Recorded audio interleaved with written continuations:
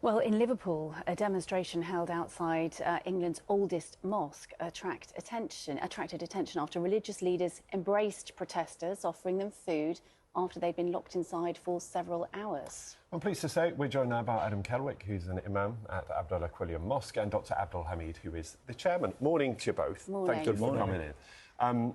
Adam, maybe take us back to Friday and talk us through that sequence of events, because you had an insight that this protest was coming.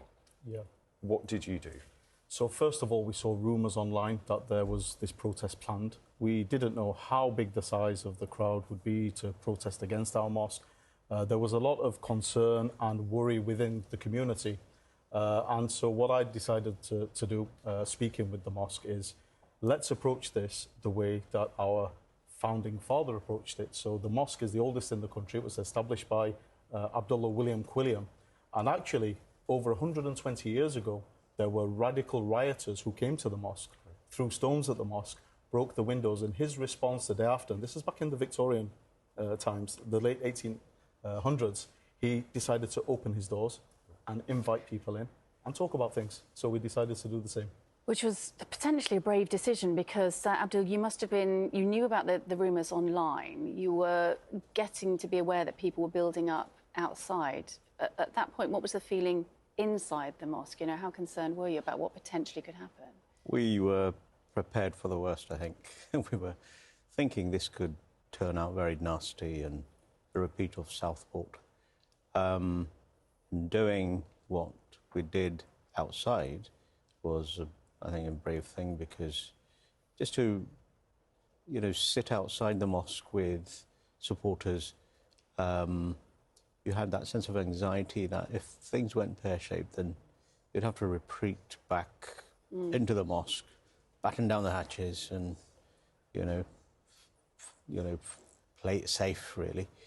We're just looking at the pictures now. These are from Friday. So you went outside. You offered food, and you spoke to some of these protesters. Yeah, our kitchen staff were amazing. We made preparations in advance to get 200 burgers ready, lots of chips for everybody.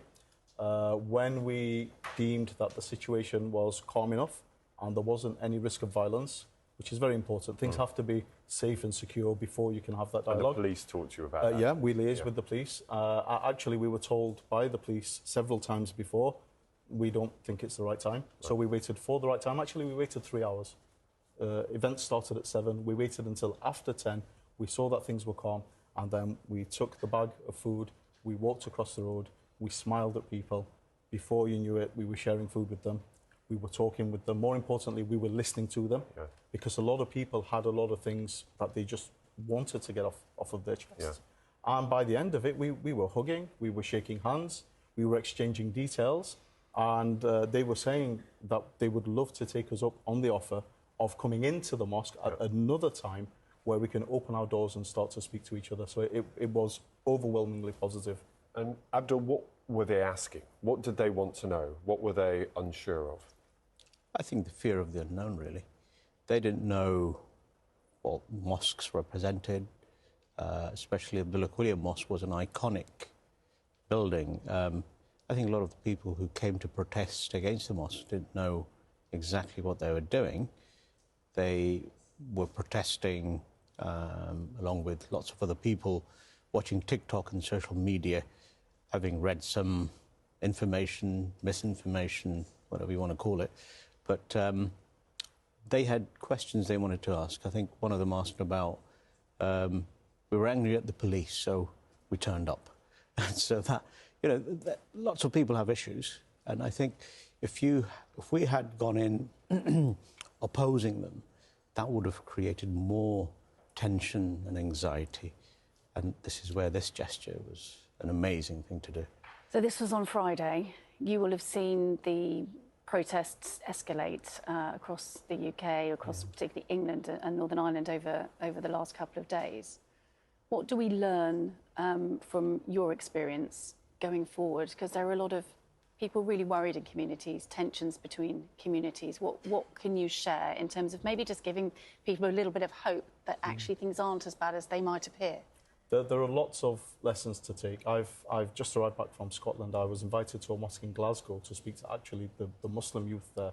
You know, these young Muslim men with lots of testosterone running through their veins, and you know, they're hearing mixed messages as well, because people are telling them, no, we have to go out on the streets and we have to defend ourselves. And so I just explained to them the concept of a tough guy or a strong man from the Islamic tradition.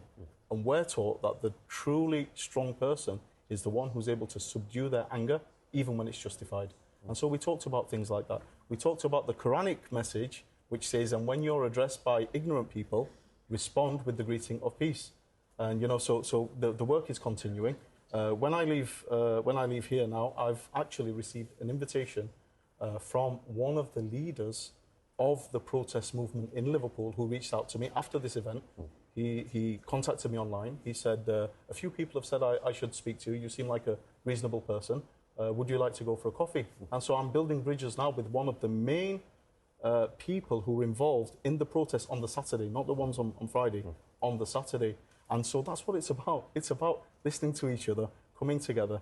And I guarantee you, when we have this dialogue, which, by the way, we've been doing for many years, we've been dealing with members of far-right organisations, the EDL, Football Lads Alliance, and all these members before, and we always have these beautiful interactions when we realise that we're all humans, and all of the problems, all of the societal problems which people are complaining about, when I explain to them that actually we are suffering from those as well. It's not exclusive. Whatever complaint you have, me and my family, as well as you and your family, are suffering for it. And then I invite them, if you're serious about changing things, then we have a team of volunteers in our mosque.